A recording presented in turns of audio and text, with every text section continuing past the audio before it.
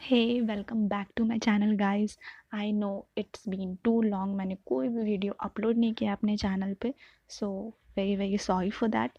But मैं आ चुकी हूँ फिर से अपने चैनल पे। मेरे चैनल का नाम तो आप लोगों को पता ही है, बॉटनी वर्ल्ड 106। तो हम लोग अब शुरू करेंगे ल्यूसेंट का बायोलॉजी का सेक्शन। सो हम लोग शुरू करते हैं अब, ठीक है। तो आई होप आप लोगों को मेरा राइटिंग समझ में आ रहा होगा, मतलब मैंने जो भी लिखा है वो आप लोग को समझ में आ रहा होगा।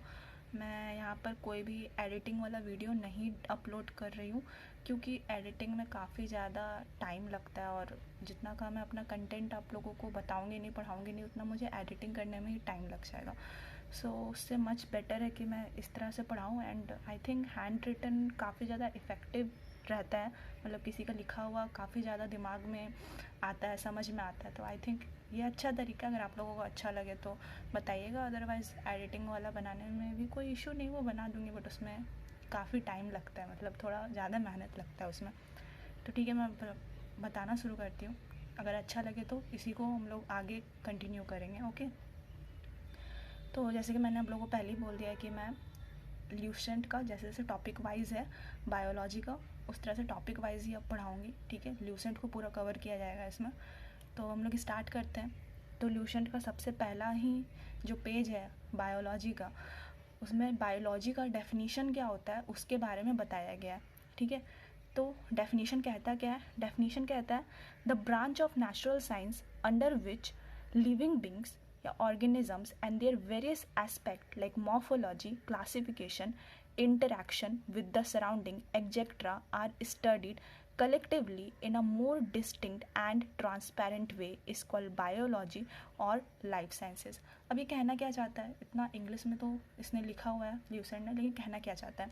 तो कहना बहुत सिंपल ये चाहता है कि लाइफ साइंसेज और बायोलॉजी एक ऐसा विज्ञान का क्षेत्र है जहाँ पर आपको लिविंग ऑर्गेनिजम्स, ठीक है, जितने भी लिविंग बींग्स है या जितने भी लिविंग ऑर्गेनिजम्स हैं, उनके मॉर्फोलॉजी के बारे में, उनके क्लासिफिकेशन के बारे में, किस तरह से वो इंटरेक्ट करते हैं हमारे सराउंडिंग से, हमारे नेचर से, उनके बारे में आपको पढ़ने को मिलेगा। अब यहाँ पर आता है टर्म मॉर्फोलॉजी, जिसके बारे में फ़िलहाल इस पेज में कोई भी जिक्र नहीं किया है, बट आपके समझ के लिए मैं बता दूं कि मॉर्फोलॉजी का मतलब होता है जो भी जिस ऑर्गेनिज्म का जो भी बाहर से आप देखते हो। जैसे कि मान लो एक एग्जांपल लेते हैं, एक प्लांट ले लेते हैं, ठीक है। तो प्लांट का बाहरी आपको क्या क्या दिखेगा कि उसके पास किस तरह का लीव्स है, ठीक है, अल्टरनेट है या पैरेलल है, किस टाइप का लीव्स है उनका, या उनका जो रूट है वो किस टाइप का है, ठीक है, या उनके जितने भी स्टेम है वो किस टाइप के। तो मतलब बाहर से आपको जो जो चीज़ दिख रहा है वो उसका क्या हो गया? मॉर्फोलॉजी हो गया, ठीक है। सेम अगर आप मान लो, अगर आप कॉकरोच का ही ले लो, तो कॉकरोच का आपको क्या दिखेगा कि ठीक है, इसके अपेंडेजेस हैं, इसके कुछ इसके हेड हैं, ठीक है, इसके एंटीनाज हैं। तो ये सब उसकी क्या मॉर्फोलॉजी है जो आपको बाहर से दिख रहा है। बायोलॉजी में एनाटॉमी भी पढ़ना रहता है, और एनाटॉमी मतलब होता है आप किसी भी लिविंग ऑर्गेनिज्म का इंटरनल आप पढ़ रहे हो, ठीक है, उसके इंटरनल ऑर्गन्स जो हैं किस तरह से हैं, कैसे बने हुए हैं, डिफाइन। तो यहाँ मॉर्फोलॉजी का टर्म दिया हुआ है, तो मॉर्फोलॉजी मैंने आप लोगों को बता दिया कि मॉर्फोलॉजी मतलब जितना जो भी आपको एक्सटर्नल ऑर्गेनाइजेशन देखने को मिल रहा है लिविंग ऑर्गेनिज्म का, उसे मॉर्फोलॉजी बोला जाता है, ठीक है। तो इसका डेफिनेशन का मतलब ही यही है कि बायोलॉजी साइंस का एक ऐसा क्षेत्र है जिसमें आपको लिविंग ऑर्गेनिज्म, ठीक है, जितने भी लिविंग बींग्स होते हैं, जितने भी लिविंग ऑर्गेनिज्म होते हैं, उनके मॉर्फोलॉजी को देखना रहता है, उनके क्लासिफिकेशंस को देखना रहता है कि उन्हें किन किन ग्रुप्स में क्लासीफाई किया गया है और किस तरह से वो इंटरैक्ट कर रहे हैं हमारे सराउंडिंग से, हमारे नेचर से, उसके बारे में हम लोगों को कलेक्टिवली पढ़ना रहता है। तो यही होता है बायोलॉजी, ठीक है, या हम बायोलॉजी को लाइफ साइंसेस भी बोलते हैं। सो डोंट बी कन्फ्यूज्ड कि बायोलॉजी और लाइफ साइंस क्या है, तो दोनों एक ही चीज़ है, ठीक है।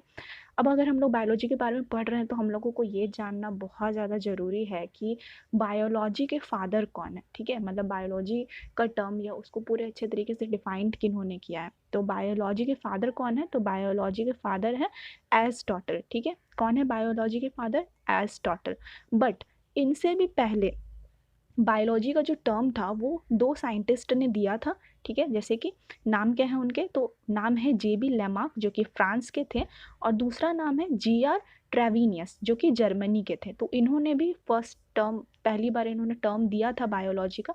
बट सिर्फ टर्म देने से तो होता नहीं, आपको बहुत कुछ उसके बारे में बताना रहता है, ठीक है, डिफाइन करना रहता है, एक्सप्लेन करना रहता है। तो वो कम्प्लीटली, इसलिए वो पूरा श्रेय जो है वो जाता है एरिस्टोटल को। उन्हें ही, एरिस्टोटल को ही बायोलॉजी का फादर कहा जाता है, ठीक है। अब हम लोग आ जाते हैं बायोलॉजी के ब्रांचेस में। तो बायोलॉजी को दो ब्रांच में डिवाइड किया गया है। इनका पहला ब्रांच है बॉटनी, ठीक है, और दूसरा ब्रांच है जियोलॉजी। तो पहला ब्रांच हो गया बॉटनी और दूसरा ब्रांच हो गया जियोलॉजी। बॉटनी का मतलब ही होता है हर्ब्स, हर्ब्स मतलब कि आपको प्लांट्स के बारे में पढ़ना है। और जून यानी कि जून का मतलब होता है एनिमल्स। तो जियोलॉजी में हम लोग को एनिमल्स के बारे में पढ़ना रहता है और बॉटनी में हम लोगों को हर्ब्स के बारे में पढ़ना रहता है, ठीक है। अब हम लोग आ जाते हैं फादर्स में। तो बॉटनी के फादर कौन है? बॉटनी के फादर है थियोफ्रेस्टस, ठीक है। बॉटनी के फादर कौन है? थियोफ्रेस्टस। और ये कहाँ से बिलोंग करते हैं? तो ये ग्रीक के हैं, ठीक है, ये ग्रीक से बिलोंग करते हैं। और जूलॉजी के फादर कौन है? तो जूलॉजी के फादर है एरिस्टोटल, ठीक है। अब इन्होंने बुक लिखी थी थियोफ्रेस्टस ने, ये बुक का नाम है हिस्टोरिया प्लांटेरम, जिसमें लगभग 500 प्लांट्स का जिक्र किया गया है। और एरिस्टोटल ने एक बुक लिखी थी हिस्टोरिया एनिमेलियम, जिसमें लगभग 500 क्रिएचर का जिक्र किया गया है।